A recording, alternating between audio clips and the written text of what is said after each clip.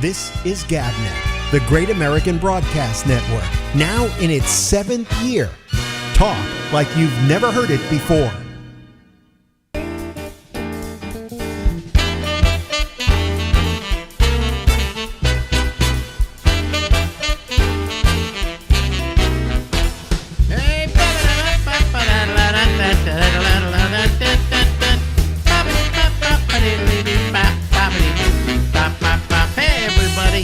This is the Ramble. I'm Bennett. We go till midnight tonight from the East Coast of the United States of America. Oh, that's cute. Little kitty. Little kitty. Hello kitty. Hello kitty. How are you, kitty? Kitty. Okay, mouse. I have a mouse here. He don't care. He doesn't care.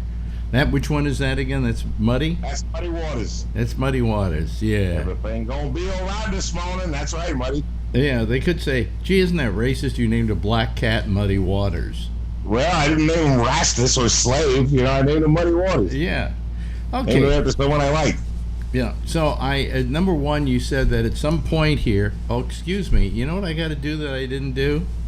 I always forget to do this during the day because there's a lot of light coming in here from the outside. So I don't turn on my lights, and then I look so much better when I turn on the lights. Wow, you're radiant. You're a teenager. You look like you're ready to go to a Fabian concert. Yeah. Anyway, you told me that you're boiling water. I'm boiling. My coffee maker is going. Yep.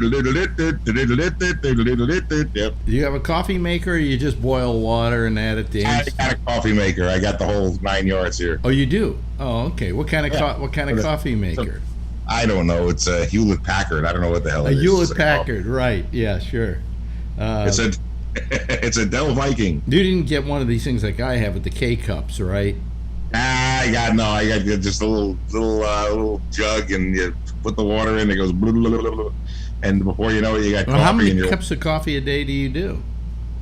1,000. No, I stay up late at night, and I smoke my weed, and I watch my TV, and I play my music, and I drink my coffee, maybe 2 big cups.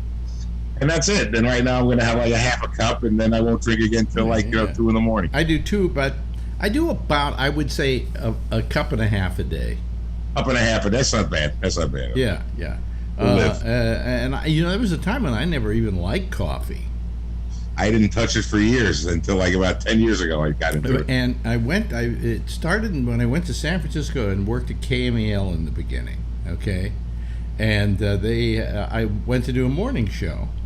And, you're tired in the morning, and somebody said, well, we have a coffee machine, have some coffee. And I went, well, I don't drink coffee, I don't like coffee. And they said, well, give it a try. So I had some coffee, and I put some sugar in it, okay? And I tasted it, and it gave me a lift. Yeah. So I started drinking, and then I became not addicted to coffee, but it became a regular part of my daily regimen. Oh, it's nice in the morning or whenever. It's nothing wrong with it. Well, it's good, and I never liked cream until recently, and then they came out with this no carb creamer that is really good. It really tastes great. They got it in hazelnut and eggnog. Oh yeah, they got French vanilla, all that Italian spice, whatever. Yeah, and I use the sweet cream, and it's really good. And I said, now I like my coffee with cream in it because it tastes better. And I've gone all those years without cream. I can't believe it. Yeah, what a fool I've been. Yeah. Where in New York, by the way, folks, you got to know that in New York, you're from New York, what do you call coffee with cream in it? Oh, give me, in England, it's a white coffee. I don't know what they call it. No, New York. In New York, they say, give me a fucking coffee with cream in it. No. Give me a regular. A regular, okay. Yeah, regular to go. Regular is the coffee that you get. You get it with cream. If you say I want it black, then you get it black.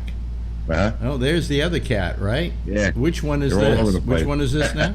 Show it. That's Siam. That's Siam. Walking away, and there you might be able to see Nisha asleep on the bed there. Yeah. Yeah, we got the whole gang here. You're amazing because really it's only old ladies that are supposed to have cats. I got a little brandy in the shifter. I'm making Paul a pair of spats. Yeah. for McKinley's inauguration. So we have this discussion about once every time we talk to you. What's happening with the computer? Oh, it's still dead. I don't have $200 to put into the goddamn computer. Oh, the whole computer didn't cost that much money. If I was there, I would fix it. Like, I have arthritis, so I can't exactly go like that. So if I were Ringo, I'd be rich, but I'm not. Oh. Yeah, right.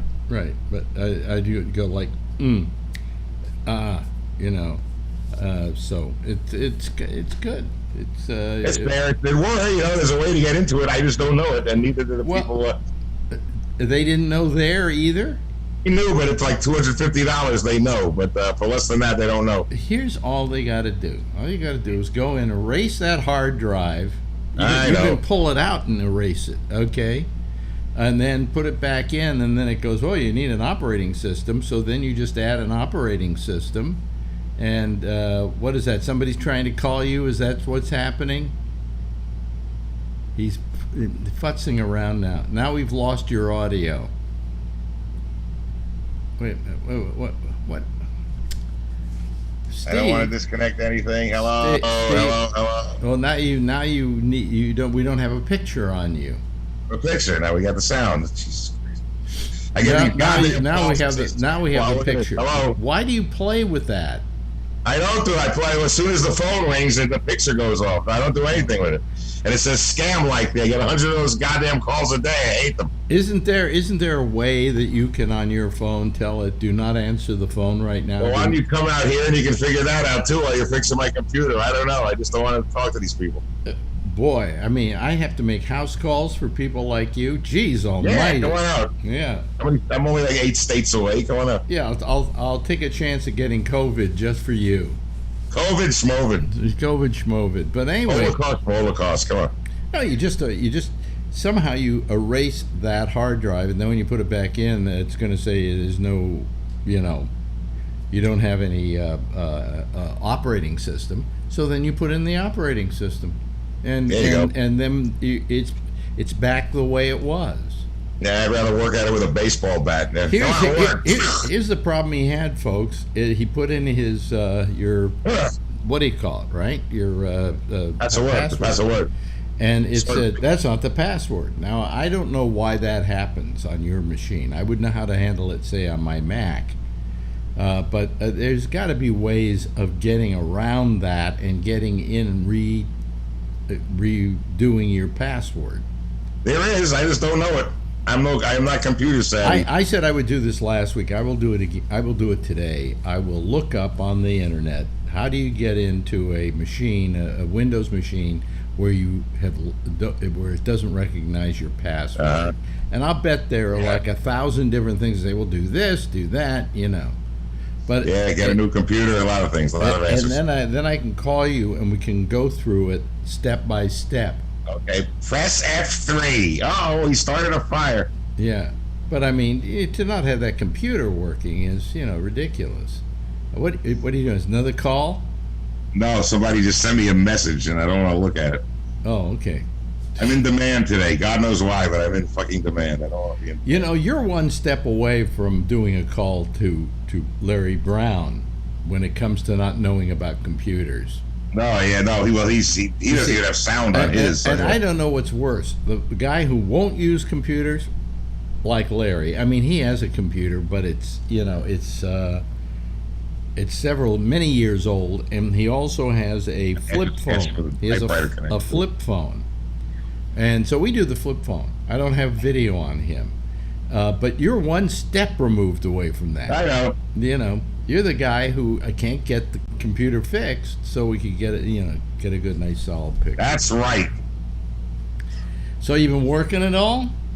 Not for a couple of weeks, but I got some more coming up, and I'm just sitting on my ass enjoying. I just got the Peacock channel on the phone, and I'm watching a lot of Columbo episodes. Really? I keep myself very amused at night. Are you paying for Peacock? What? No, not a cent. Oh, okay. So that's the free Peacock. Not a damn penny. I watch Columbo for nothing.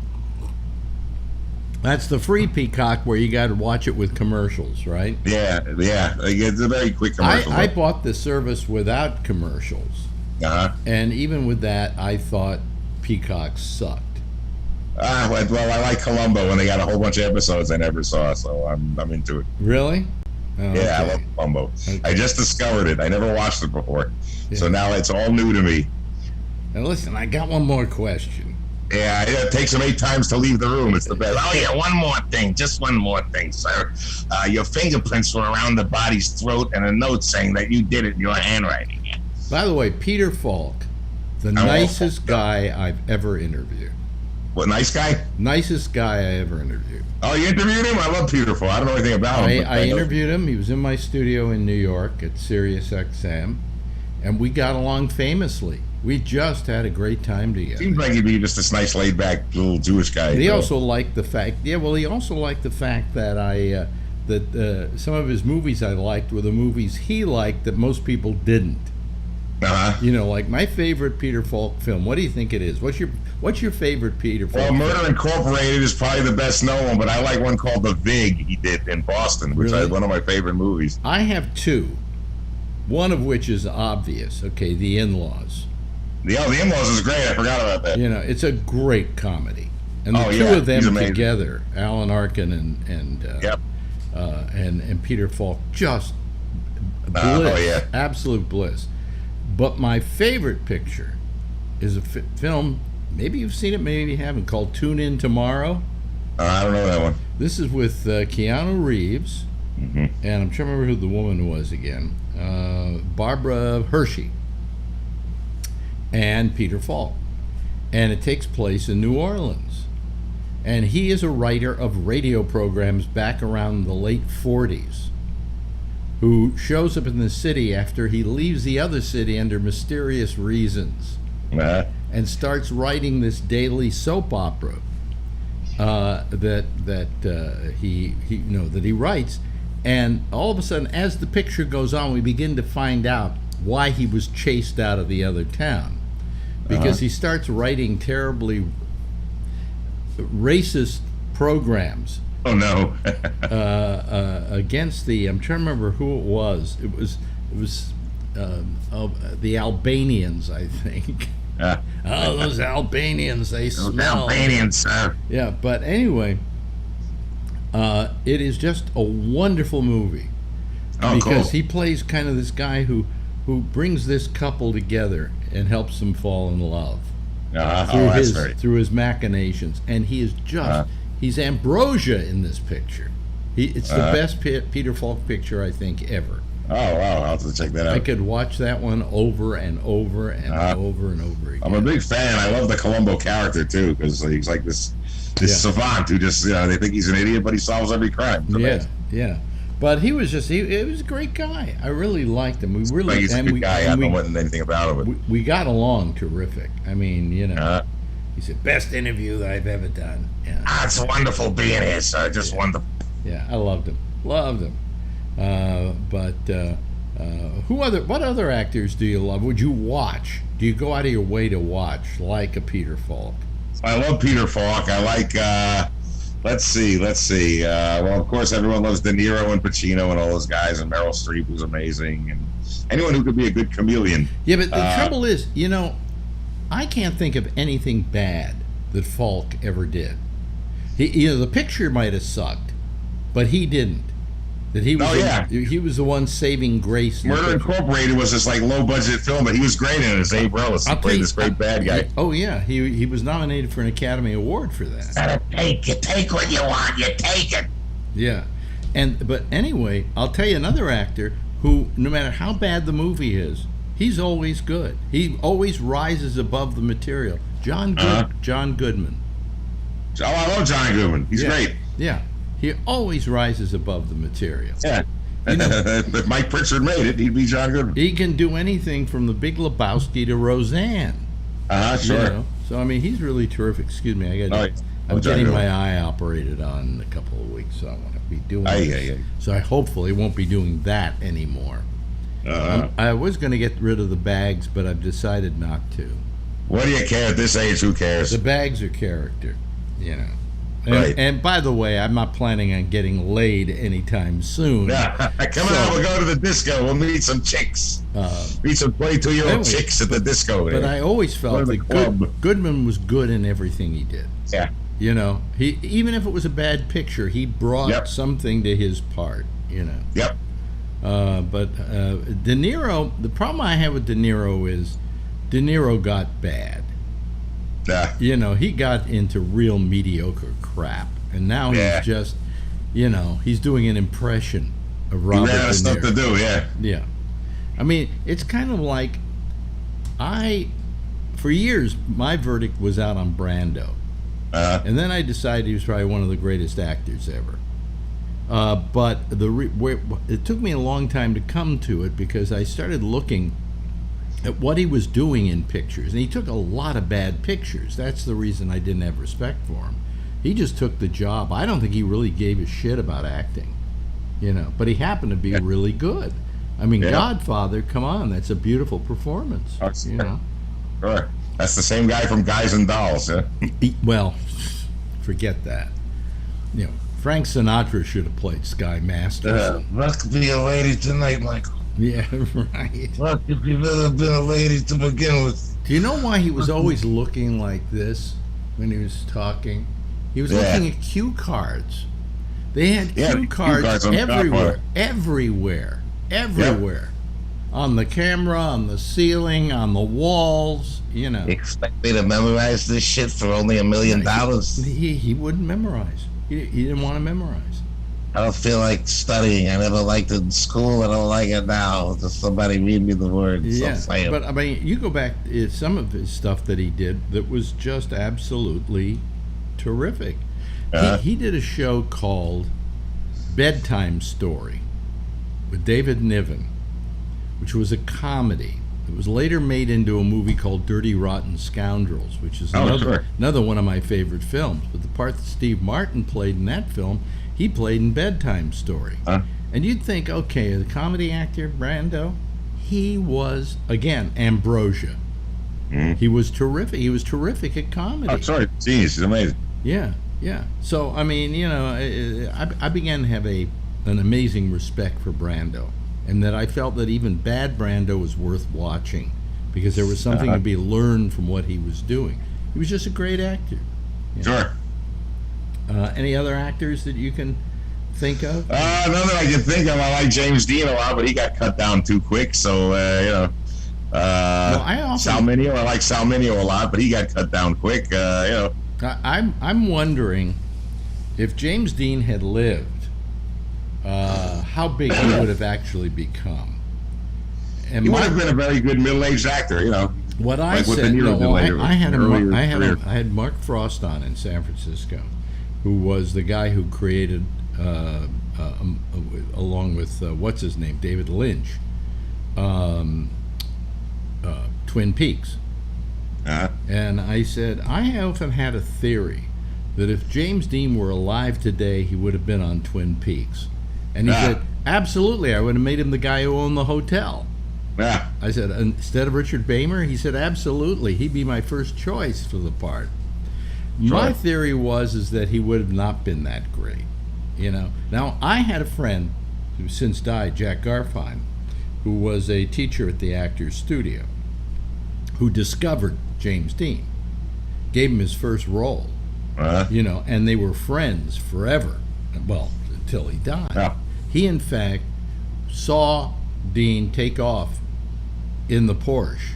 Oh, really? Yikes. As he was going upstate, and he told him, take it easy, don't drive too fast. Then he was in a screening of Giant with Liz Taylor, and a guy comes in from the side of the place and whispers something in Taylor's ear, and she goes, oh my God. And that's when they found out that James Dean had died. You know. But I said to him, do you think he would have been continued to be a great actor? Do you think he would have had a career? You know, because he only had 3 movies, right? Yeah. And he said absolutely. He felt he would have been huge. You know, so I don't know what we'd be saying about James Dean if he were still alive. I think he would have been pretty big, like a De Niro or so, because he proved it young. And then why would he have lost it? You know, he was cast to play Rocky Graziano and Somebody Up There Likes Me. Then he got killed and Paul Newman got it, but he would have kept getting movies and proving himself. You know, maybe when he got old and fat, he wouldn't have been that great anymore. But you know, how many of us are? I always assumed also that he was gay. Well, that's, whatever. Yeah, and I asked Jack about that, and he said no, he wasn't. He absolutely was not gay. Well, he was in love with an actor named Pier Angeli, who later killed herself. Pier Angeli, yeah. Yeah, she and then she married Vic Damone, and that freaked him out. So. Oh, okay. Did you say she killed himself?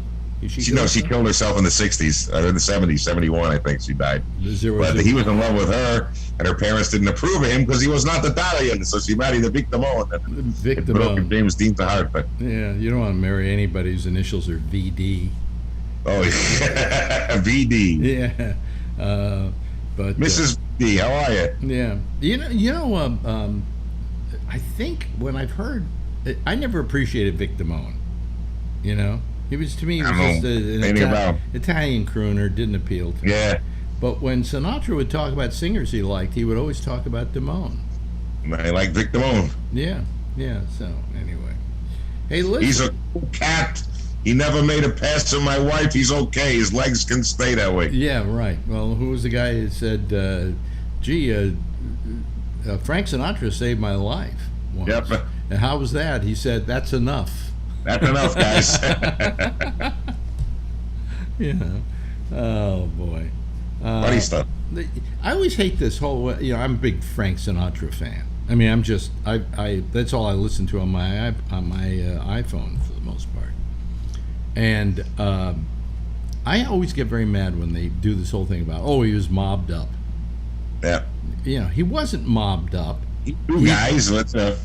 He knew guys because these guys, when he couldn't find a job after. That's right. After Columbia dumped him and MGM dumped him, and he really, he went through a hard period. They like to pretend like it was a real down period, but it was only a year or so. Yeah. But during that period of time, the only people who would hire him and kept him making money were mobsters who would book him into a club at an extraordinary price. And he always appreciated them for that. Sure, yeah. And wouldn't you? Sure. Yeah, these guys are Kept them from gangsters. starving. Hey, Frank, I know you're not working. We got you a gig at Tony Smegmetti's place down there, down the block there. You get paid for some calzone and you can sleep on a table. There was some big club down in New Jersey. It was all mobbed up that used to hire him like crazy during that period of time. Yeah.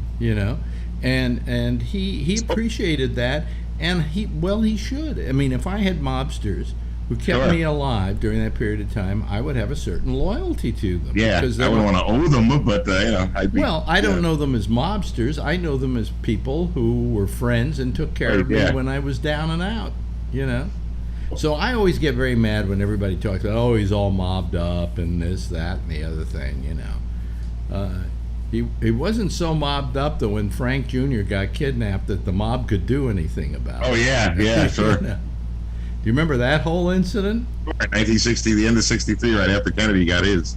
Do you know who was involved in that kidnapping? I think some friends of Jan and Dean who were on it. No, not some friends of Jan and Dean. Jan and Dean?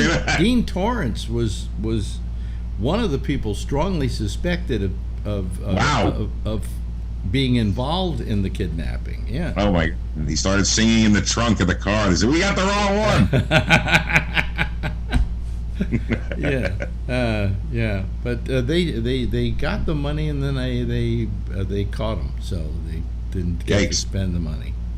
But that was a horrific time. Everybody tried to say that Frank Jr. had set the whole thing up for publicity. Yeah, it was like publicity stuff. And I don't think that. I don't think so either. I think they just nailed him and we'll get some money out of the family. I think some idea. A couple of guys who just thought, hey, this is a great idea. We'll kidnap Frank's son. He'll hand us over some money. We'll hand over the kid, and that'll be it. Yeah. One of the most famous crimes in show business history. Yeah. That and the one we never talk about, William Hearst killing, who was the director? I'm trying to remember his name now. But he killed a director thinking he was Charlie Chaplin in the dark. Oh, really? Yeah. Wow. Yeah. But they never made it. It's not official. It's a Hollywood rumor. But if you ever get a chance, there's a great picture about it called The Cat's Meow. The Cat's Meow. Yeah. William, I'm trying to remember the name of the director, got killed. But he thought that Marion Davies was having an affair with Charlie Chaplin, which she was, actually. And they were on this boat late at night, and she saw him with a guy talking to him very close, and it was this director whose name I can't remember right now, so he pulled out a gun. Supposedly pulled out a gun and shot him dead. Yikes! Crazy. It was a simpler time. They said he died of a heart attack, and they got him off the boat really fast. And Luella Parsons, who was on the boat there, started spreading the rumor that no, he had a heart attack, and covering it up. That's how she kept her job all those years with Hearst. Wow. Because she covered that up. So. Wow. Anyway, great crimes in history. Hey, listen, we better go here. We've just run out of a lot of time. Talk to you in a couple of weeks. How's that? You got it, my friend. A couple of weeks is good. Ladies and gentlemen, that's the wonderful, the marvelous, the terrific Stephen Pearl. Yay!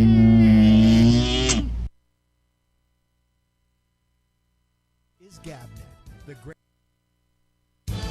This is Gabnet, the Great American Broadcast Network, now in its 7th year.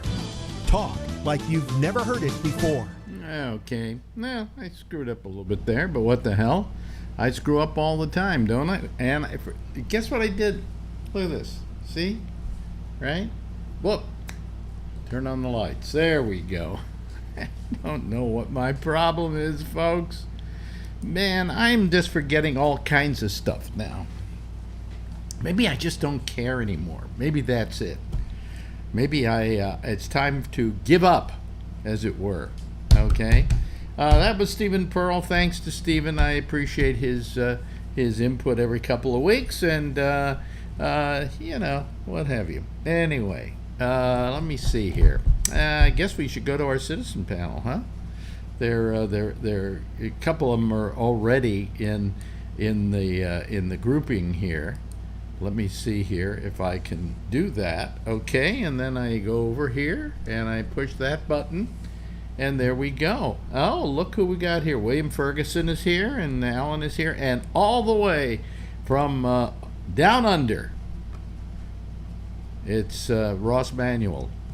G'day. Or Doc Winters. Yeah, Ross. Doc Winters. Hey, oh. But now, what is that? What is that? Wait a minute.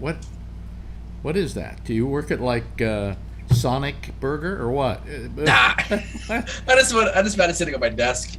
It's an old Air Force garrison cap. Oh, is that from Australia? Yeah. Because it kind of looks like something you'd wear if you were at the Shake Shack or someplace like that, some hamburger joint. It's a garrison hat? Yeah, the Air Force is here. Okay. The Air Force is here like to wear the garrison caps. It's their throwback to the British. Hmm. Well, I had one in the Navy.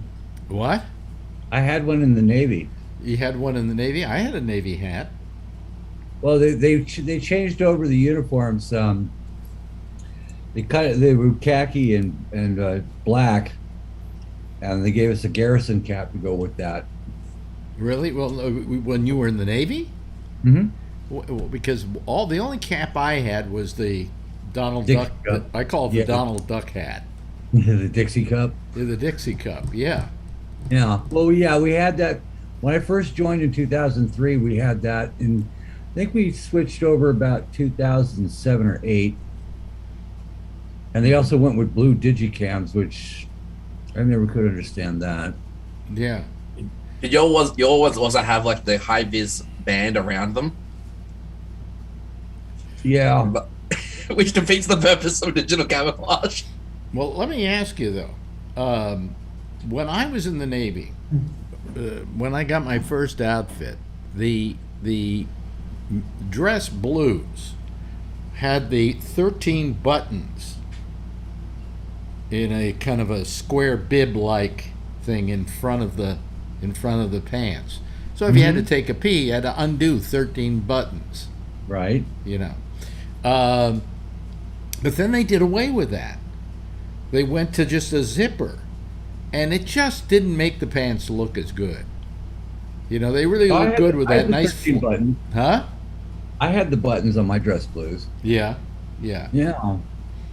And then we had the let's see here. There were three different kinds that we wore. To be honest with you, We wore the dress blues. Mm-hmm. We wore the, I guess, casual blues, I guess we could call them. I mean, they had the piping and everything like that, but they were subtle. And then we had the work outfits. The dungarees. The dungarees, yeah. But all of them were topped off by the cap. You know. What is that noise? Oh, that's somebody opening a bag in my house. Oh, well, maybe you should mute yourself till they're through making all their noise. Jeff, are you there? Jeff? Hello, Jeff. Hello, Jeff. We He's don't muted. see you. We don't hear you. Let me see here. Let me tell. Now you can hear me. Well, right? now we should be able to. Yeah, now we can hear you. But now my face disappeared. Yeah, well, here, I'm going to send you a little note here that's going to say, ask to start video. Okay, does it say something now? Is it asking you Yeah. to yeah, and Oh. then I guess click on that. There you go. There you go. Hey. See? Perfect. Yeah, yeah. You're a genius. No, I'm not a genius. That's the last thing I am. Listen, for all these weeks, I haven't been able to solve Pearl's problem, and by the way, your suggestion, Ray, would not work. It would not. I did it. Well, maybe you did it. Can you expect Stephen Pearl to do it? Oh, I'm sorry. You're right. No, he Yeah, wouldn't be able yeah, to do it. Yeah, I mean, No, okay. people. No, I forgot about the fact that he was doing it. Never mind. Yeah. Yeah. I mean, if I were out there, I could probably get his computer going in 5 minutes. You know, one way or the other. Though I just have one in the other room, which is in bad shape now. Won't boot up. But you know, I always can figure out how to get these things to boot. The worst thing if your computer isn't working and you can't get it to boot up right, the best thing you can do is just pull the hard drive, put it in a brand new, spanking new hard drive, and then it'll ask you to install the operating system, which usually it goes online to do. So, you know, in a Windows machine. So it's, you know, it's pretty simple. But he doesn't know how to do it, and the only people who will do it for him say, well, it's going to cost you $250. It ain't $250 worth of work, I got to tell you. So, but Oh, that's soaking the client. huh? That's soaking the client. Oh yeah, yeah.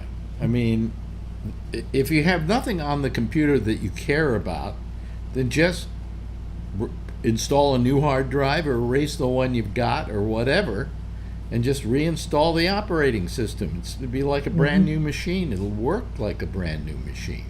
That's what I'm doing right here, right now, on my Dell. Yeah. Well, I've got a problem with my Apple in the other room now.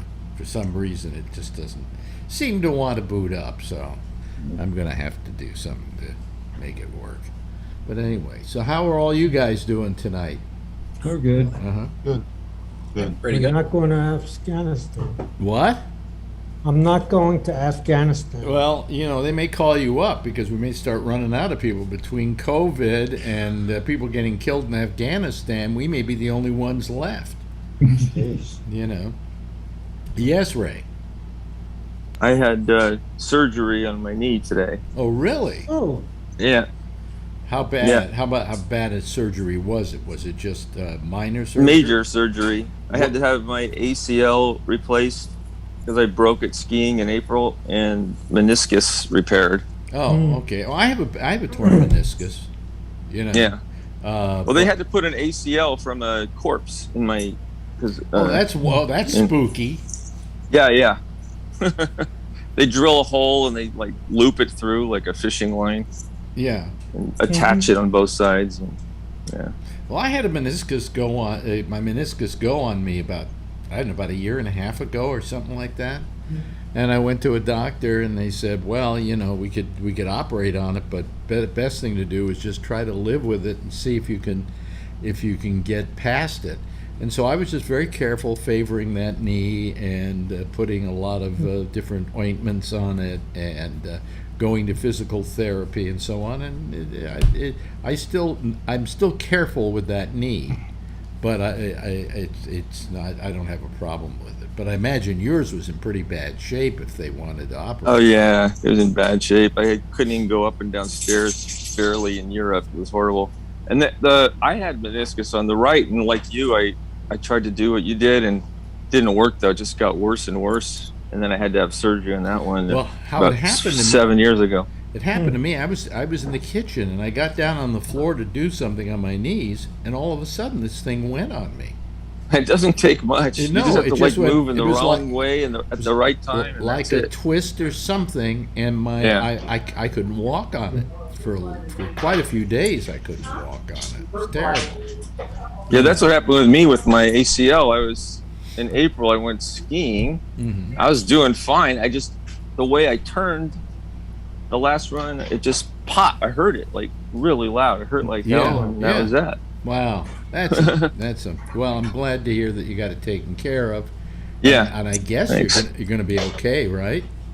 Yeah, it's like a year of rehabilitation. Except for after the first 3 months, you can walk and all, but you gotta do physical therapy for about a year. Yeah. You know what I hate about physical therapy? I like going to physical therapy. Come on, let's go do our physical therapy. And hello, physical therapist, help me along.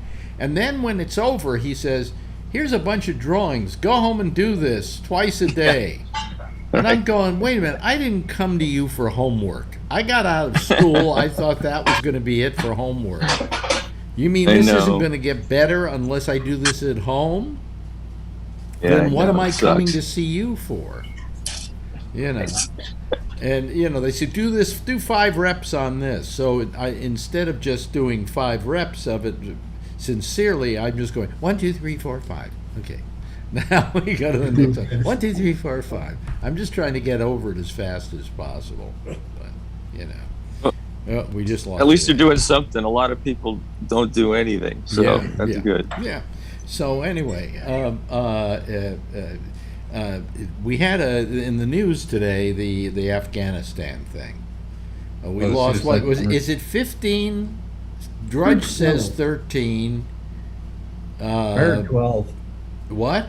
I heard 12. You heard 12. Yeah. I think the Pentagon was saying 15, if I'm not mistaken. Well, let me see. But all I know is that when I was looking at the various networks, Fox was doing everything they could to amp it up. Oh, like okay. Like it was Vietnam. I mean, I don't mean it like that to be tongue in cheek, but because it's the loss. Yeah, but I mean, and then I go over to MSNBC and they say several people got. We have more dead in New York in a month than we have more dead in New York with shootings in a month than they probably had pulling out of Afghanistan. Well, yeah, but nevertheless. I mean, it's a loss of life. I don't mean to sugarcoat it. But. Those guys here in New York only have one gun. These guys have submachine guns, tear gas, stun guns, everything on them. And yet, all it takes is one, suicide bomb, and they're gone. That's it. And the thing is, the Taliban says, they're not happy with this. They don't like Al Qaeda. What is it, P now or? They're like a new version of ISIS. I heard. I don't know what they're called. ISIS K. That's it. ISIS K. They don't like ISIS K at all. And they also don't like this happening because they wanted to see us to get the hell out of Dodge without any kind of incident and just get us out and have us say goodbye at the end of the month. But I don't know that we're getting out of there immediately after this happened, And if the Taliban really were cool, what they'd say is, look, we don't like these guys either. Why don't you keep a certain amount of troops here to just decimate these guys? The same thing happened in Iraq, and Iraq and Afghanistan don't want to see this happen here. Yeah. Well, I mean, this is ISIS. What R is it? What is the designation? It is called ISIS K. It sounds like a cereal. It's called Islamic State Khorasan. Which is a what do you call it? It's the toy surprise in the cereal's a gun. you pull out. Yeah, no. What it is it's a one of the areas of Afghanistan, and supposedly they don't like them. They don't think they're good for them. And plus they challenge the authority of the Taliban, and they don't like that either. So it's becoming a very big shit show over there. Yeah. Coming? And they say, and these guys who died are heroes. Wait a minute, let me get this straight. The guys who died are heroes, but the guys who didn't die aren't heroes? I didn't die. I guess I'm not a hero. I mean, do you have to die to be a hero? I guess I hope not. I mean, that's the prime requisite. It's not good. I don't want to be. I have to die to get into the Radio Hall of Fame, but you don't have to die to necessarily be a hero. And I don't know that we should. We make a big deal about our men in our men in Afghanistan or our men in Iran, and they're heroes. And I'm going, wait a minute. You picked them up physically and took them to this godforsaken place and then put them in front of a bunch of people who started shooting at them. That's not really a hero. That's an indentured servant who's been sent somewhere to get killed. And really, you got to take some of the blame for it, But anyway, maybe I'm being too... Am I being too something? We don't even know what the two something is, so what the Those hell? two somethings are 18 and 19-year-olds. Yeah. I mean,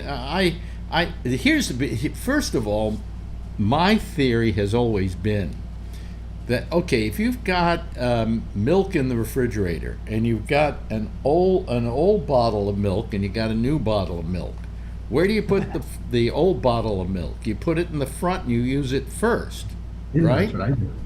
Why don't we do that with the military? Why don't we, draft people like Jeff and I and put us there first? Because, we're the oldest. Use us first. And then get to the younger people who've got their whole lives ahead of them. Not that I would want to go, mind you. I don't think they would take the old people. I think isn't there an age limit for signing up? I'm making a joke here. Oh, okay. Yeah. All right. I'll explain it to you later when I don't. Okay. I wonder what the age limit is to sign up. Yeah, but I just think it's a shame that we send young people off to war when they have their whole lives ahead of them. And I find it a shame. And every time they go, well, your sons didn't die in vain. Yes, they did. Anybody who dies in a war dies in vain. Am I right or wrong? You're right. But here's a question to Alex. I would say when we were going after Hitler, that was a just cause, but Vietnam would be in vain. My mother always said she would never have sent anything. Vietnam was in vain. This whole thing in the Mideast has been in vain. Yeah, There's no way we were ever have they ever gotten along in the Middle East at all, ever? It's not a question of getting along in the Middle East. I think it's more a question of have we ever won? Has anybody ever won in the Middle East? And nobody has. Never won, period. What? And the Ottoman Empire was pretty good for a while there. Did they do okay? I mean, they controlled it for 250 years. Yeah, but they're of that area. Anybody who's tried to go in there who's not from that place never survives Basically, it. Following the dissolution of the Ottoman Empire, France and Britain carved up this whole area. Basically just dismantled all these areas and they arbitrarily declared countries. That's why Iran and Iraq and Palestine, these countries exist because of Britain and France. Yeah. And they literally had zero regard to the ethnic, religious backgrounds of any of the peoples here. They just decided, well, we'll build one here, a line here. So that's why you've got Khorasan, which is this new Islamic State group. They start in Iran and Afghanistan and in Mongolia. That's Khorasan. That's actual greater Khorasan. And then you've got the Islamic State of Levant, which is where ISIS is. That's because that area traditionally was all one country, or one region. And I think that's part of the problem here. Well, the West has basically forced all these ethnic groups to work together who traditionally never worked together. Well, isn't part of the problem that we can't seem to comprehend as white people here in the West? We don't understand tribalism. You know, we believe that our way of running things is the only way to run things, and that's part of the problem. But we don't understand tribal societies. And we go over there and we go, oh, well, you know, do it our way and everything will be fine. Well, I'm sorry, but for how many centuries have they not been doing it our way? Mm-hmm. You know, they have their own. That's the European colonialism problem. I mean, when the English went to America or went to Australia, it was the same thing. It's like, you don't have a recognized system of government that we recognize, so you must be savages. Well, it's when they went to India, when the British went to India. You know, they colonialized India and made their lives a living hell. And exactly. So we see, and then 200 years later, we seem surprised when we try to enforce our view of democracy or government onto a country and go, okay, well, why isn't it working? Yeah. William? The thing about Afghanistan is it's not a country. Well, not in the sense that we think of as a country. It's basically a bunch of tribes, and over these tribes are a handful of warlords, and that's pretty much it. Yeah. But, you know, I mean, we don't understand who the Taliban is. We don't fully comprehend that. No. We don't even comprehend who ISIS-K is. This is a new thing. ISIS-K.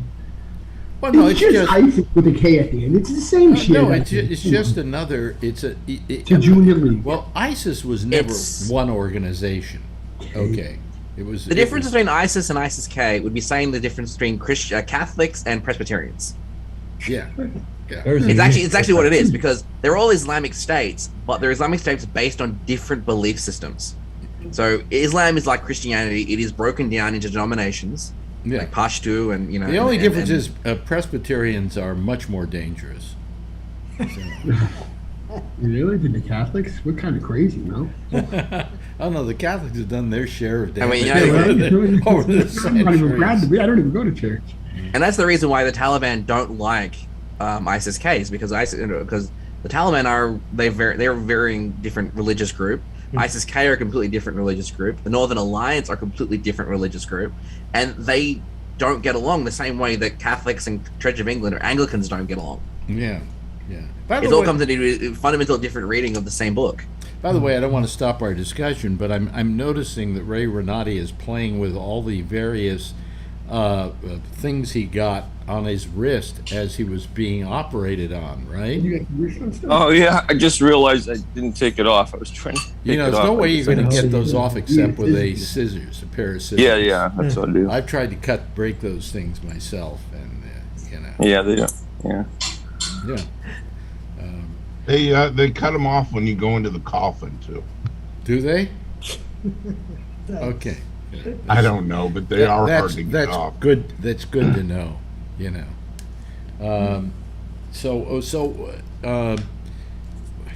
How are we handling this badly, in your opinion, Ross? Yes, but then we were handling badly from the beginning. Yeah, and because we're treating it the same way as Vietnam, which was a counterinsurgency, which is a political issue, but we're dealing it as a military one. And because of the fact is that we, like all the coalition forces who went in to train the Afghan National Army and all these groups in Afghanistan, we try to impart our viewpoint onto these forces, but we never actually gave them a chance. It was like literally, I was mentioning it earlier in another interview I was doing. It's like getting the Boy Scouts, giving them modern weapons and expecting them to be able to hold the line against trained military forces. Because we trained the Afghan police, the Afghan National Army, which is great, except that we set the bar for them so low that there was no way they were going to meet it, because they basically took whoever was friendly to the government at the time. They didn't ask people, are you trained? Do you want to defend your area? It's a case of, you guys, you're gonna be military now, and it's like, great. And then we're not expecting them to actually do anything because we're holding the bar so low for them. They might be like a 2 on a good day, but we're telling their superiors they're a 5. or there are 6, and then the next group comes in, and then because they have to be, get some improvement, they then say, oh no, there are 6. Well, are you No, they're actually are you surprised with the rapidity that the takeover happened? Because I wasn't. Not really. I wasn't. I knew the minute we said we were going, that place was going to get overrun. They were sitting there waiting for 20 years to do it. I knew that when I was there in 2006. You were there in 2006. Were you serving over there? In the Navy. In the Navy. Wait a minute. A ship. You had a ship. You had a ship in the desert. Oh yeah, camel. In the Navy. No, they were sending naval personnel over to Afghanistan for support units. And they were. What do but you? I knew then that if we pulled out, the Taliban was going to take that place in a week. And it turns out I was right. Well, I don't think let's not. I'm not going to diminish your intelligence here, but let's diminish it by this much: that if you knew it, our government should have known it. Yes. But that comes back to what I was saying before. Like, we're pushing up the chain, saying, "Oh no, we're training them. They're competent. We're doing all this." And the thing is, the people who are telling these fabrications are starting to believe what they're saying. So, while at Williams' level, he's like, "This is bullshit. They'll fold like a deck of cards." We left it, threw the guns down. And let me. The guys above him are saying, "Oh no, these guys, yeah, they're good. They're good." They start believing it. Then they're like, "Oh, why did they fall so badly?" It's like, well, because you are believing your own bullshit. Yeah. Part of how you succeed in government is the ability to tell your superiors exactly what they want to hear. Mm-hmm. I know that I might as well announce that space is a vacuum, but that's basically how that works. And it's doubly so in the military. It's why the kill counts in Vietnam were so ridiculously overinflated. A patrol goes out, they kill 1,000 guys. Well, actually, they only killed like maybe 5 or 10. No. But each time that report goes up the chain, they'll add another 0 to the end of the number. Do you know how they counted? You know how they counted the bodies in Vietnam? Some of them twice. Well, no, there's an arm over there. That's 1. Yeah. There's a leg over there. That's 2. There's a head over there. That's 3.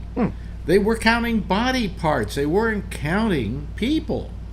And then when that report goes up the chain, they'll add another whole bunch of numbers to it, and then another bunch, and then it gets to to the president, and it's like, oh, how many did we kill in that operation? Oh, those 12 Americans killed 150,000 North Vietnamese. Yeah. Oh, we're doing well.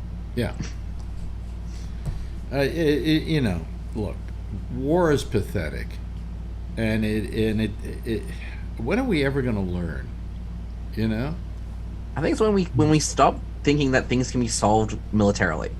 Like, if we went into Afghanistan after the initial period where the Taliban's been ousted, and then we actually empowered the local people to actually want the legitimate government, well, whatever the legitimate government is, to be in power, then we would have made a lot of progress. I mean, we did, and we've done that in living memory. We kept being in bed with a series of dictators. Oh, we back more losers than a television. I mean, Karzai was the worst. Yeah, he was. That's the time I was there. That regime. By the way, that airport they're talking about is named after Karzai. Oh, really? Yeah.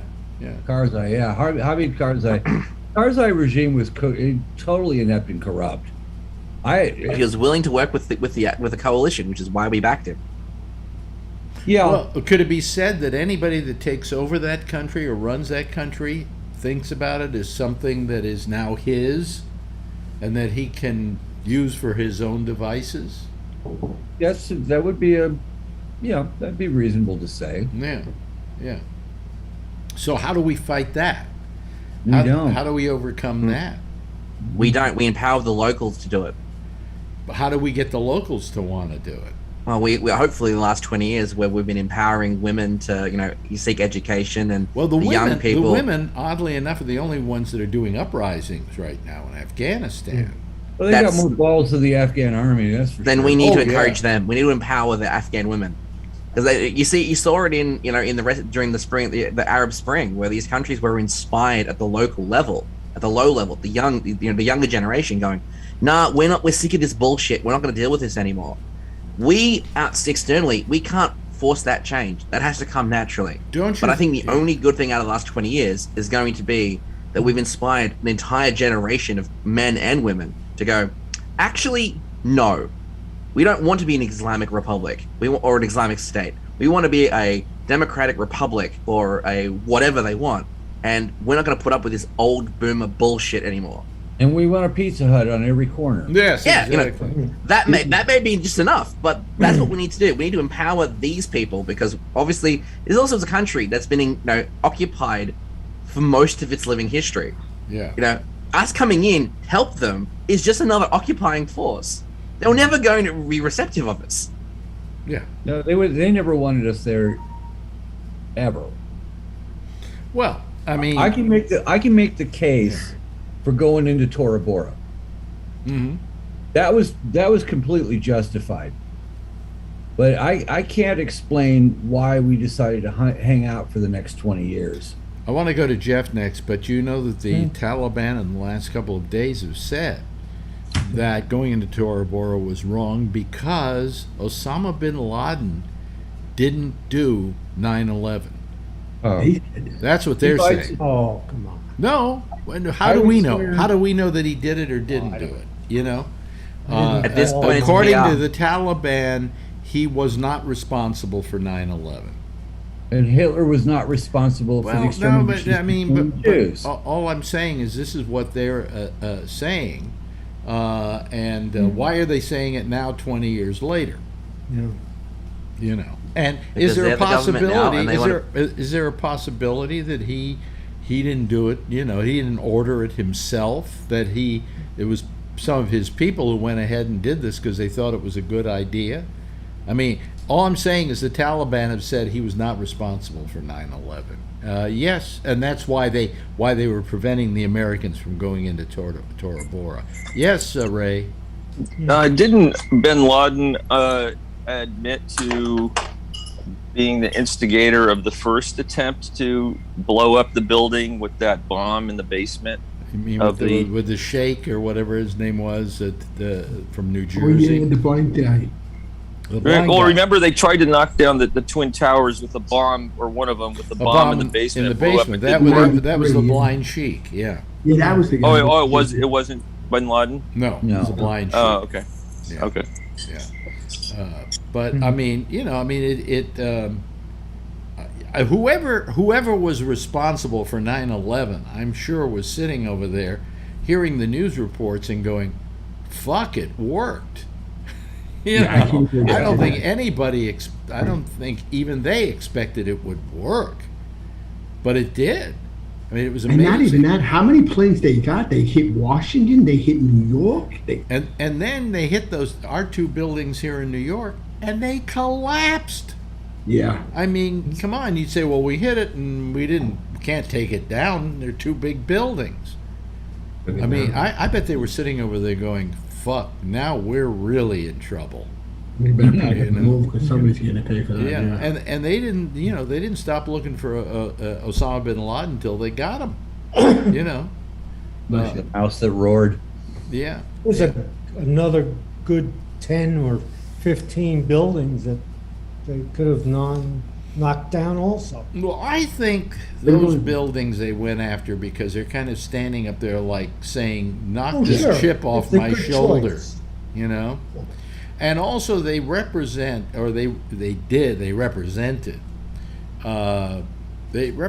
capitalism. Yeah, you're going to say they hit the financial district, really. The financial district's too low-lying. It's not a big deal, But those two buildings stood up there and went, this is what capitalism is. Okay? Yeah, I see what you're saying, yeah. And I think that's what they were... What's the building in Chicago, Alex? There was so many rumors they were trying to get that building was on lockdown. The Chicago... Sears Tower. Sears Tower, yeah. Because they thought that was going to get hit, too. Is it still the Sears Tower? Because Sears isn't in business anymore.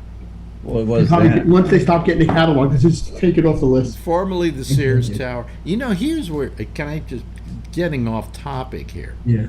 Mm-hmm. Sears was a major company in this country for what?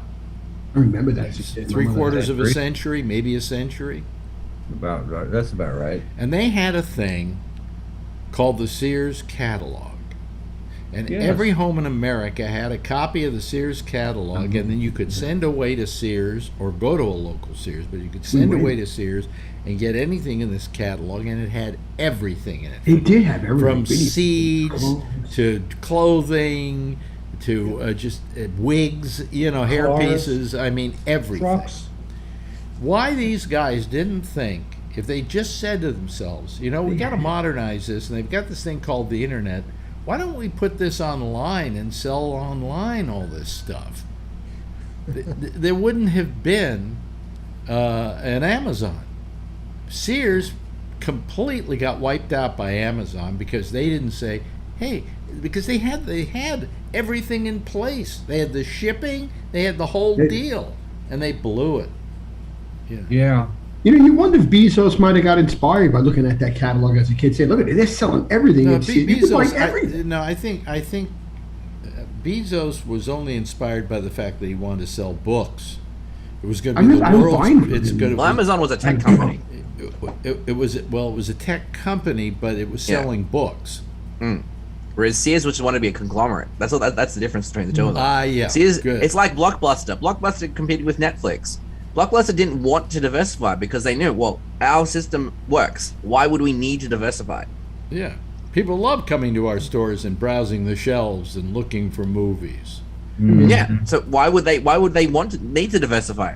The internet, and you have to remember, at the time, internet was also this thing that wasn't really what it is now. Like, we couldn't do this when Netflix first came out. Yeah.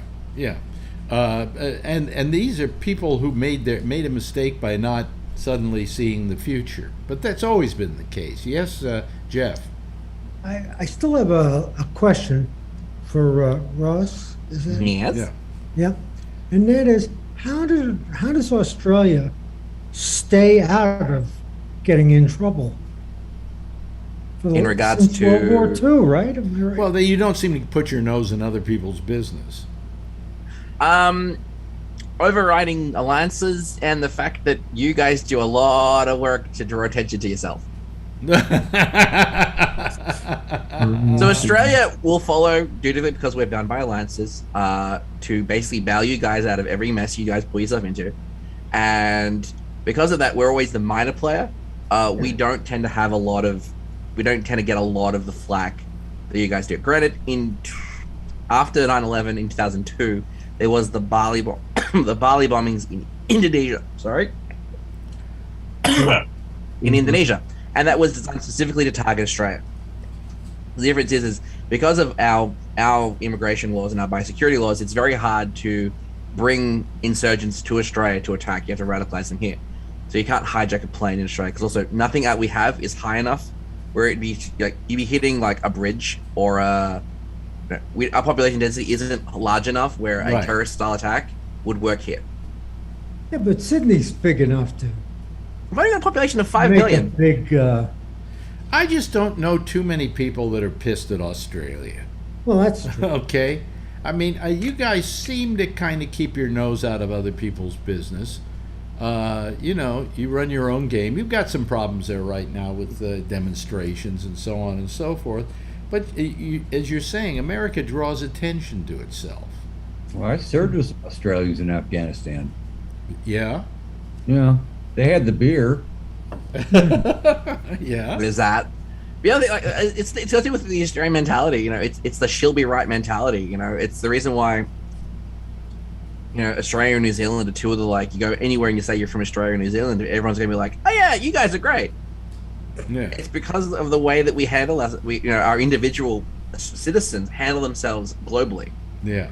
Like in the First World War, we weren't seen as the liberators of France. We were just, the guys doing their bit to help out a friend. Like when we were bivouacked in the French villages, we took on the role of the missing son or the brother. Yeah, well, what's interesting is we used what do you call it? Pearl Harbor as an excuse to get into war on both fronts. We weren't in the in Germany or in Europe and whatever and fighting that war until we ramped up because of Pearl Harbor, and so we then ramped up there, and then that gave the president the power to send troops over to Europe. The only, and there's stories that have gone around for years that the United States actually knew that Pearl Harbor was going to be attacked, and Roosevelt wanted them to attack it as a pretext to be able to also go into Europe. Does that make sense? Yes. Yeah. Okay. I mean, the difference is though is that when Australia joins the world wars, I mean, when Australia joins any conflict, we're usually doing it in defense of someone else. Mm-hmm. Yeah. And your question is, did those people die in vain? It's got to do with what they believed. Did they, when they went to these countries, did they believe that they were making it better for the locals? Were they trying to restore autonomy or independence to the people? Yeah, well, you know, was that sacrifice worth it for them? It's very hard for us to see it as say, oh, that death was meaningless because, you know, what happened afterwards. But it's like, but you've given hope. You might have died, but you might have given hope to one person or two people in that village that you helped that one time, and that might be enough to force social change in that country. Well, also, I mean, we lost, if I'm not mistaken, about 550,000 men, and I'll say men because it was basically men at that time, in the European front. However, at the same time, and this is the reason why the Russians hate us, do you know how many people they lost? Millions. 50 million.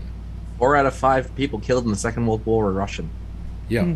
Wow, really? And that's the reason why the Russians hated us, because what we said we were going to do is we were going to create a second front so that the Germans would have to go after that as well and take the strain off of Russia, but we didn't. And we never came across, and therefore they lost 50 million people. I mean, there were some devastating wars in the Russian situation. It was horrible, just horrible. So when you talk about horrible wars, folks, you know, we lost a lot in World War II, but we didn't save our allies, which were also the Russians, and they died in great numbers. Terrible. Well, the other thing that I think Australia does a smart thing is they don't let Americans to come there, to go to Australia to get a job there or to move there or anything like that. They're pretty negative on that. Yeah, we'll take just about anybody here. That's because Australia requires you to actually have a skill. Did you hear? You know, skill? I don't know that I'm that fond of Biden right now. I just think he's kind of, I don't know. To begin with, does he have to give a speech every day? I don't like the way he talks. You know, at least I got. He doesn't tweet. At least I got some shits and giggles out of Trump. Well, after these last 4 years, I mean, the bar has been set so low to where, he acts like a human being. Yeah, but every day he's out there, and I'm getting a little tired of him. But on the same end, though, Same thing, Alex. Though, if he wasn't talking about the problems in Afghanistan or COVID, you would then also be sitting here going, this guy is doing nothing. All he's doing is staying in the office being safe. Yeah, but I don't think you need to go on television every day to show that you're doing something, you know? Ross has got your number, Alex. Unfortunately, that Trump has set the bar, as Will pointed out, Trump has set the bar where he was doing bullshit all the time and the news media were grabbing up, that the minute that Biden stops doing any presses or any kind, the media is going to jump on him saying, Sleepy Biden's not doing anything. And that's the problem. On the other hand, and if he does, dead if he doesn't. On the other hand, we could go like, 2 weeks without hearing a word from Obama. You know, Obama only held a press conference every now and then, only gave a speech every now and then when there was something important to say. No, we didn't have what's going on when Obama was in. How many Americans died from COVID? Oh, yes, we did. Absolutely, those were the days. COVID, no. You know, I mean, and forget COVID and forget Afghanistan and forget building the wall. Trump would have been on the air every day anyway. He would have found something to gin up, you know. But I don't know. I think that the problem with Biden is he's not forceful. Okay? The speech he gave today on the Afghanistan situation, he just didn't seem forceful. You know? What'd you want him to do? watch Tell him that. we're shipping you Trump? That would have been nice. What But does that mean, Alan? We'll ship you Trump, and Trump will take over and control your country. No, that's not what I'm saying. I'm just saying that he didn't seem to have that kind of force where you go, yeah, go get him, Joe. You know, we're I behind think the you, problem Joe. is that Biden is playing a very measured game at the moment because he can't be seen as belligerent because that'll antagonize those who are supporting the Taliban, but also he also can't appear weak at the same point because if he says we're going to go get the guys who done this, all the anti-war people who backed him are going to be like, hang on, you said this war has to end. We don't want to send another generation of people to die in this country. But if he doesn't do anything, the military people who back him are going to go, what do you mean? Those people died and you're doing nothing to defend them. You know, we don't have to send one troop and put them on the ground in Afghanistan to take care of ISIS-K. All right? Just drone them. Huh? Drone them. Drone them. You don't even have to have people in airplanes anymore. Drone them. I mean, the U.S. still has air superiority over Afghanistan. Yes, absolutely. And so why not do the drone deal? You know, or why not do some bombing through planes and so on? I mean, that's the power that we have. My old joke is, you know, I mean, we could bomb them back to the Stone Age, but the only thing wrong with that is it would be put them about 2 or 3 years ahead of where they are right now. The problem with that, though, is that in that case you are being belligerent to a legally recognized government. So you're now America is the aggressor. Yes, but you're not going after the Taliban. You're going after ISIS-K, who the Taliban doesn't like and would probably just go, okay, we'll turn our backs. Go ahead, go get them. Which I think will probably happen in about for 3 or 4 days once Taliban makes this stance saying we don't support this. And there's some level of bipartisan agreement. But at the moment, if America or, I don't know, one of the coalition partners does a strike on a ISIS-K position, it's going to be, look at these imperialist powers being aggressive on our Muslim brothers. And that's going to cause more harm. They've already said, I think they've already almost given a kind of silent okay to go ahead and get these guys. Because they've said they don't like them. They don't, you know, they present, believe it or not, a real challenge to the Taliban government. Oh yeah, you know. Yeah, but we're still difficulty is that they're going to have to kill a bunch of those people, but they're going to kill as many other people who are like their cousins next door just by accident. And every single person you kill is one more person who has to be avenged. And that's the problem that we've we've never been able to understand. Yeah. Yes, Alan. Okay, that's okay, Alex. So, my thought is that Biden is working on a way to handle this militarily. We didn't know from Obama when he was planning to take out Osama bin Laden. Mm-hmm. We just heard about it after it was done. They sent the SEALs in, and boom, the Navy SEALs did what they do, and they killed Osama bin Laden. Well, it was a pretty fast decision that they made with Osama bin Laden because they didn't know where he was, and all of a sudden they found out where he was. Well, I think they were tracking him. I think people. No, they weren't. They weren't slowly tracking him. They found out, and I think within a couple of weeks they were in there. Well, we may do the same thing. Maybe Biden will do the same thing. Well, what's he going to do? I mean, ISIS-K. Okay, so you're going to go get the guys that did the suicide bombing? They're dead. All right. Okay. You're going to get ISIS-K where? Who? How? You know what the biggest problem they've got right now? A couple of problems. One of the big problems they've got in Afghanistan is that as the Taliban has gone from province to province, they have also let everybody out of the prisons. including the ISIS-K. Including the ISIS-K. That's where the ISIS-K came from.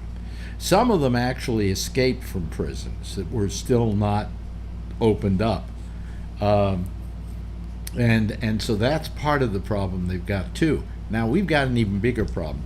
Yesterday, they said that, or today they said that Biden he had some appointments that he had, and he had to do away with them. One of which was to have a conference call with all the governors to see where they were going to send all the Afghans, what states would take them, and in what numbers, and so on and so forth, because we have brought over I don't know how many thousands of Afghans who should where be. Where did they end up? Huh? What, 20 years ago, where did they end up? In Fremont, California. Well, one of the guys they were interviewing who would help the Americans, who was at the air base, Ramstein Air Base in Germany, right, said, they said, so what are you going to do? And he says, I'm going to Sacramento. Now, how he picked Sacramento, I have no idea. Yeah, I don't know. Nobody to tell you wants the to go to goddamn Sacramento. honest truth, folks, I've been to Sacramento. I wouldn't pick Sacramento. Okay? I used to live down the street from Little Kabul in Fremont. Oh, really? Where at? I lived off of in Glenmore, off the street, off Eggers, and just down the road, about maybe 2 or 3 blocks away, was the center of Fremont, Centerville. That was Little Kabul. Yeah, I live in Fremont. I was born and raised here. So Yeah. But it was a surprise to me, that all of a sudden all of them they're in North Fremont. It didn't matter where, but they took over, and I think that a lot of them are going to come here. If you listen to Fox, they're going ahead with the theory that all these Afghanis who are coming over here, many of them are ISIS and they are Taliban, and they're going to be here to get us. They don't realize that every one of those people is being vetted. If he doesn't have the proper affiliate, the proper Alex, papers. Is this the same Fox News dispensing the medical advice that you should take your ivermectin? That's right. Well, the same group that says Australia is in martial law.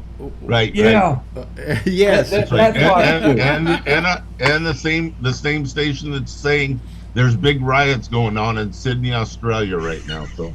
Yeah. Yeah. Well, Fox News is not believable. Well, Fox is not news. Fox News is No. Fox News is believable to the people who watch Fox News. Oh, yeah. Because it's the only reality they have. Oh, I have an uncle who watches Fox News. Oh, he's gone. Just absolutely gone. But it's We have somebody that comes on the show here on Tuesdays. I won't give up names or anything, from 7:30 to 8, and he watches Fox News religiously.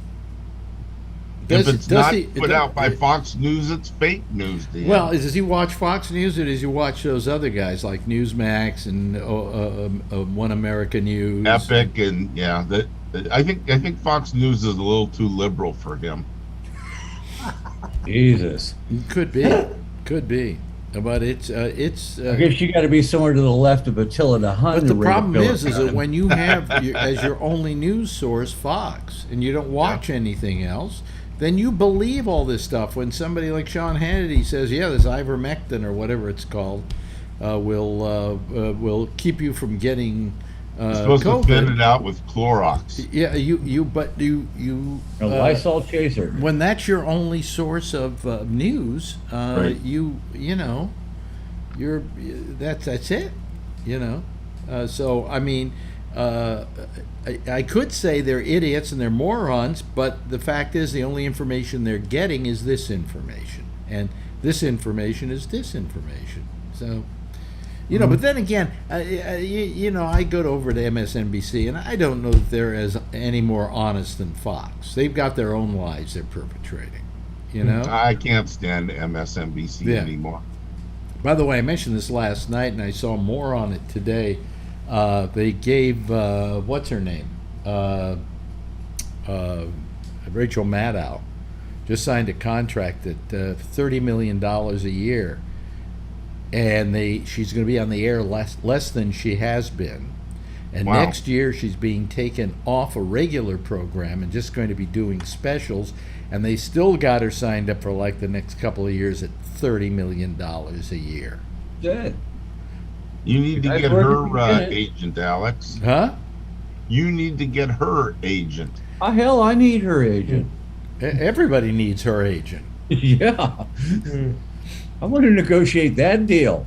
Yeah, but she's but I don't consider her any more objective than Fox in her own way. She's got her agenda, and she's going to sell it just like Hannity sells his agenda. And I just would like to see somebody just come up with a news organization that doesn't have an agenda. I mean, that's the way CNN was started by Ted Turner. He got tired of having news where the people doing the news seemed to have an opinion because they'd scowl when they said something, and that he wanted to start a news outfit where that didn't happen.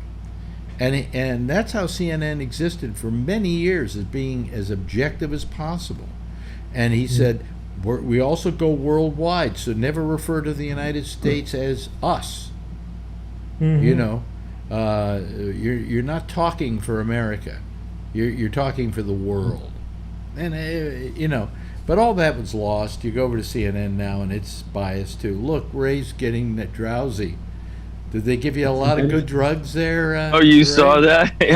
Yeah, I got my hillbilly heroin going. It's nice. Oh, really? Are you really? My oxycodone. Oxycodone, yeah. Take Okay. another one, Ray. You're too awake. Oh, I will before I go to bed. Yeah. Believe me. I had to stop taking oxys when I was prescribed them for pain. It was like, oh my God.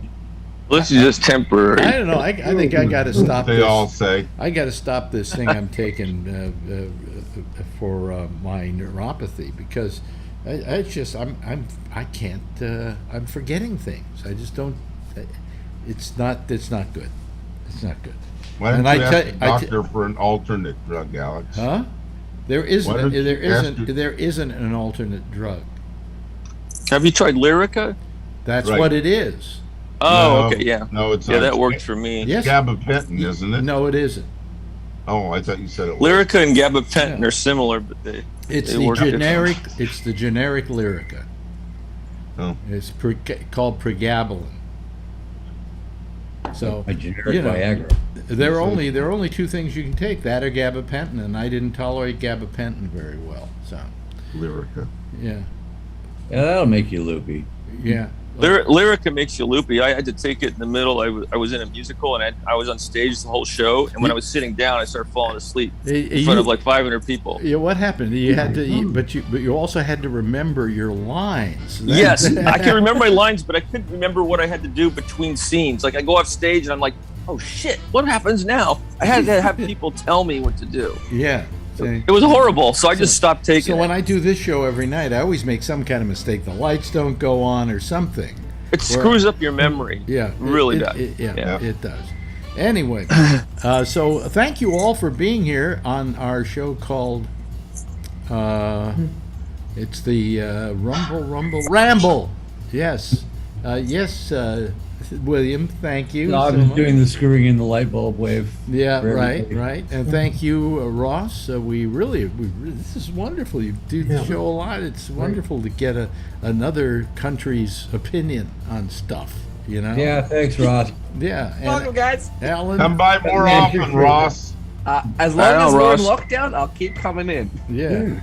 And Ross, thank you. And Alan, thank you. Thank you, Tony. Thank you to Ray, who is now whoop-de-doo. And of course, Jeff, Feeling no pain. who I love and care about. Thank you, Jeff. Appreciate it. We want to see you soon. We want to see you guys soon. Anyway, everybody give a big wave goodbye, and I'll give a big wave goodbye at you. Okay? There they go, folks. That's our group for tonight. That's our citizen panel for tonight. We'll assemble another one tomorrow night. There's going to be one right next here on GabNet with The Intersection with Jack Bishop. and he's going to be here with, the citizen panel. You can call him using Skype and call Gabnet Live. That's it for me. I got to go. See you tomorrow. Same time, same station in life. In the meantime, as always, if you see her, tell her I love her. Wear a mask, and if you don't, go get an injection, okay? Get inoculated. Get the vaccine, for Christ's sake. We need to get rid of this damn thing. Bye.